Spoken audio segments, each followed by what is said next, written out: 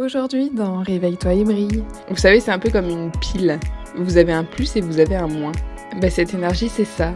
Elles sont l'opposé, mais pourtant elles ne fonctionnent pas l'une sans l'autre. On est la force, mais on est aussi la vulnérabilité. On est le mouvement, mais on est aussi le calme. On est la féminité, mais on est aussi la masculinité. Il peut très bien avoir des hommes qui sont à l'aise dans leurs émotions et qui savent écouter leur intuition, comme il peut très bien avoir des femmes qui sont naturellement portées sur l'action, la compétition et le mouvement. Bonjour à tous et bienvenue dans le podcast Réveille-toi et brille. Je m'appelle Manon et à travers ces différents épisodes, on va parler de l'exploration de soi, des émotions, de psychologie, de spiritualité. Bref, on va parler un peu de la vie de tous les jours. Passons ensemble de l'inconscient au conscient. Réveillons ensemble notre pleine puissance. Je te souhaite une belle écoute.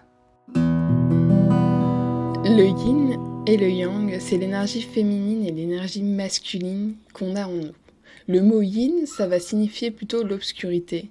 Il représente la féminité, la sagesse, les émotions, la lune, le froid.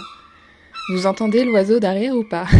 On peut pas enregistrer un épisode tranquille. Donc le mot yang, à l'inverse, il signifie la lumière et représente l'action, la chaleur, le soleil, le mouvement, la compétition. Et ce qu'il faut savoir, c'est que ces deux forces, le yin et le yang, ce sont deux forces qui n'existent pas l'une sans l'autre. Elles sont opposées, mais elles se rejoignent. On est le yin, mais on est aussi le yang. On porte en nous ces deux énergies. On porte la féminité, mais aussi la masculinité. Je ne sais pas si vous voyez à quoi ressemble le symbole du yin et du yang. Si vous ne voyez pas à quoi ça ressemble, je vous invite à aller le regarder. C'est un symbole noir et blanc. Et dans ce symbole, en fait, dans la partie noire, il y a un point blanc et dans la partie blanche, il y a un point noir. Donc ces deux points, ils signifient vraiment que le yin absolu et le yang absolu n'existent pas. Il y a toujours un peu de yin dans le yang et un peu de yang dans le yin. C'est-à-dire que dans tout homme, il y a une part de féminité et dans toute femme, il y a une part de masculinité. Vous savez, c'est un peu comme une pile. Vous avez un plus et vous avez un moins. Cette énergie, c'est ça. Elles sont l'opposé, mais pourtant elles ne fonctionnent pas l'une sans l'autre. On est la force, mais on est aussi la vulnérabilité. On est le mouvement, mais on est aussi le calme. On est la féminité, mais on est aussi la masculinité. Il peut très bien avoir des hommes qui sont à l'aise dans leurs émotions et qui savent écouter leur intuition, comme il peut très bien avoir des femmes qui sont naturellement portées sur l'action, la compétition et le mouvement. Une énergie n'est pas meilleure que l'autre et on a besoin des deux pour vivre et être en harmonie avec notre esprit et avec notre corps. Elles sont complémentaires. Et du coup, quand nos deux énergies, elles ont un déséquilibre, c'est pour ça qu'on se sent pas forcément bien dans notre peau, qu'on a un gros déséquilibre dans notre vie, qu'on peut se sentir vide, qu'on peut se sentir à l'ouest. Et dans notre société, vous remarquerez, on a tendance à mettre l'énergie masculine en avant, sans forcément se soucier de l'énergie féminine.